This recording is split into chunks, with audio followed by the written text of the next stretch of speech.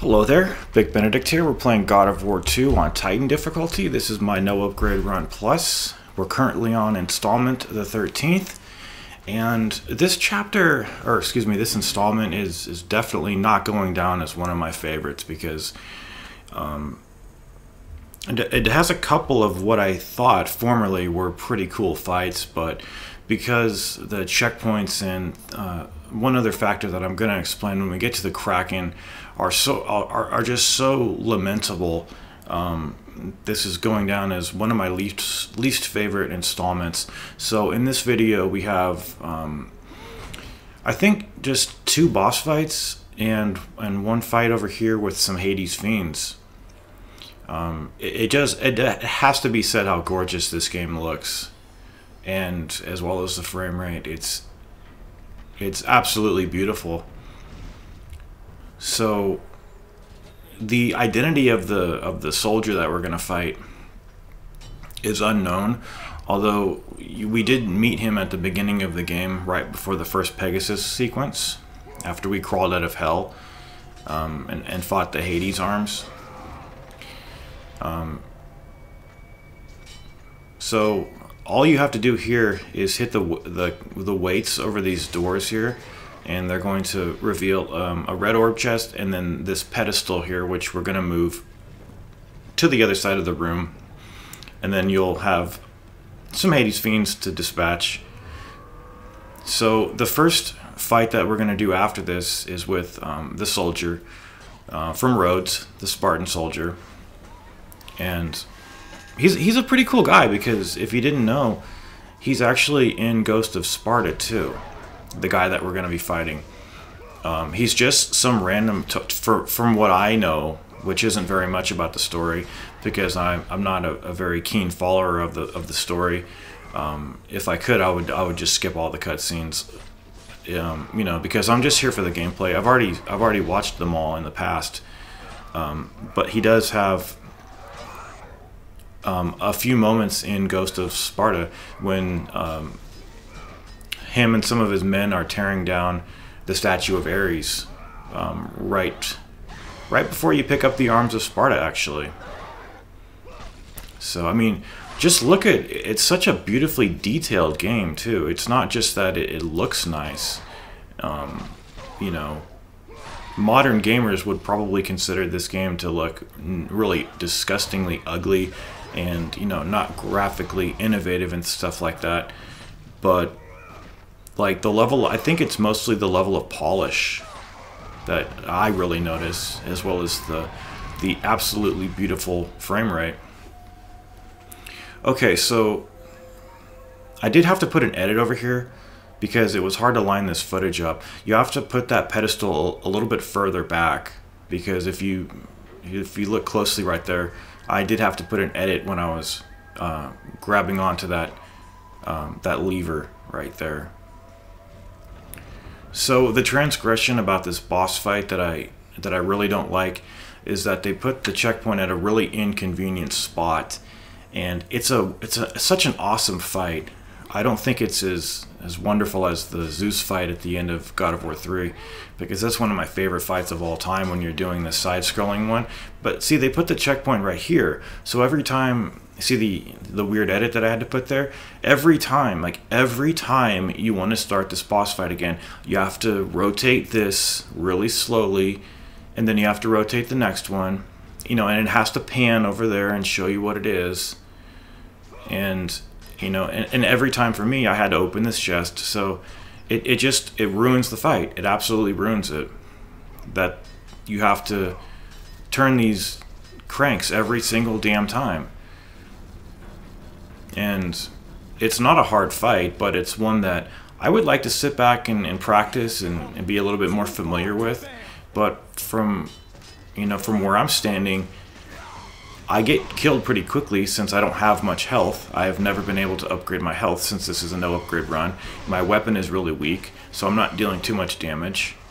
But basically this guy corners you quite a bit and just doesn't let you attack very much. So you're going to spend the bulk of your time probably parrying if you're doing you know, a no upgrade run. If you're if you're not parrying and trying to do a Pain Plus run, I usually try to sacrifice a little health by doing the Super Plume. I don't much care.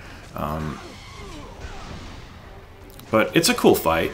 I mean, look at it. It's probably one of the most memorable in the entire game. And I actually got away with that Super Plume right there. But yeah, that's it. I mean, I'm sorry that I couldn't bring you a better fight. If the fight just started with a checkpoint, I would probably do this fight no damage for you guys and have a much better fight. But as it stands, it's absolutely horrible. And so the Kraken fight in the next installment, guys, I can't express the level of frustration of having to watch. It's not a cutscene at the very beginning of this next part, but you're gonna see it. It's more of just some camera work that they force you to watch every single time. And as well, you know, there's no loading, so it's not an issue of loading, but it might as well be loading because you have to watch this this camera work every time and then move the body so slowly across the arena just to set everything up. And I tried a really long time to do a Pain Plus fight on this thing. You guys, it got to the point where, just like in the Cerberus Breeders that we fought, I think, was it in the direct previous? No, it was a couple of installments back. Whatever it takes to win, whatever the fuck will get me out of this fight, whatever, no matter what I have to do, you know, within the realm of not cheating, like as long as I don't cross the line and don't cheat and manipulate the game and do something that the game makers didn't intend, you know, something drastic, like for instance creating an artificial checkpoint on the Protect the Translator section. I would not ever want to do that. But here's what you have to endure every single time. This nonsense right here. So this is what you have to watch every time. It's not that long, but it's just long enough to be really irritating. And then you've got to pick the body up and drag them all the way over here. And sometimes this thing just instantly murders you. So this is...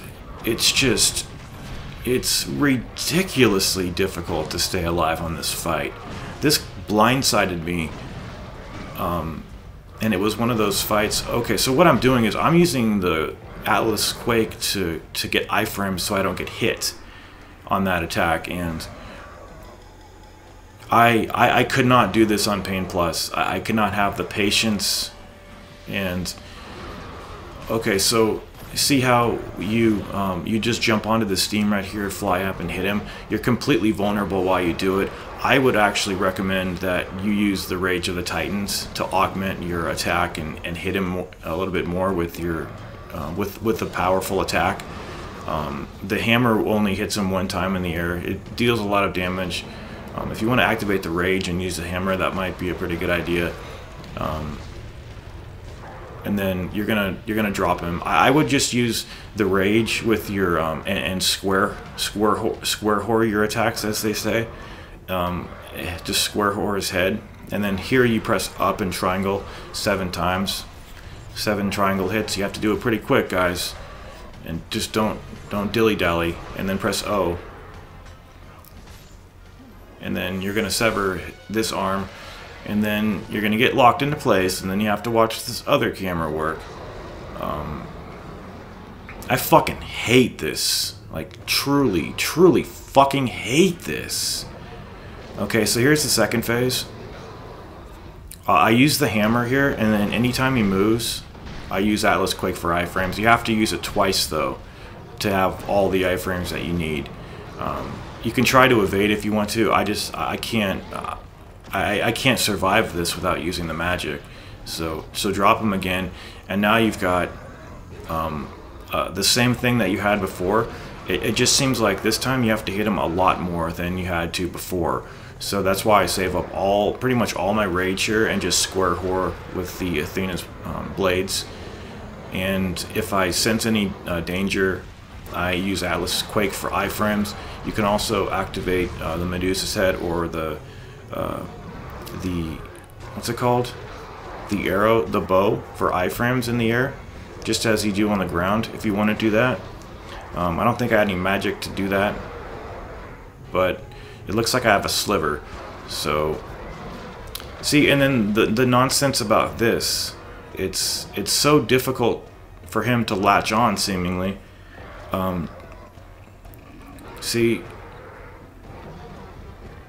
get the fuck on there. Look at all this time I'm wasting. It doesn't, and that was the same problem I complained about in 2012 when I was doing my guide last time. He doesn't fucking latch onto it, and that was the reason why I have to do this over again.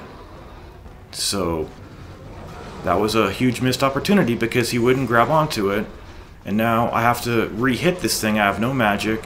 I've got a pretty good amount of health, and I have to, you know, do this shit all over again. So fortunately that went pretty decently. Getting driven back by the bile, just place the course on this pressure switch, and then hopefully he has a little bit less health now since we've already done this phase. So I think they give you a little bit of a break, and you know, I think, yeah, I'm gonna use the hammer here because I got really frustrated. I did not expect to live, so this actually goes to show you that if you want to use the hammer, this is really effective, because look how fast we got him to that stage. We probably could have sped that up too. See, and now he latches onto it, which is really nice. And then just use square attacks here exclusively, and then the second the piece of his arm drops off, press or mash just mash the O button so that it registers that you're pressing O. And then you've got a little bit left to do. You can get killed here, so just be careful. You want to go about center mass into him, and just attack the arms on either side of you. I don't think I took any damage over here, but believe me, if I had like one hit left, you bet the game would have killed me. So one of the reasons too that I'm always I'm trying to observe pain plus conditions, guys, is because I'm worried about, you know, what if in the future I would have to be in a position where I would have to do pain plus, but I don't think, honestly, I ever want to do that. Anyway, that's the shitty fight, and you know, if you've used your rage, don't worry, because we can accumulate it. I think they give it back to you, actually. There's a couple of chests over there. So we're going to ride the Phoenix over here to the Temple of the Fates. And we've got some bosses to deal with before we get to the Loom Chamber, which I haven't done yet. But hopefully, you know, that doesn't take an interminable amount of time. Take care.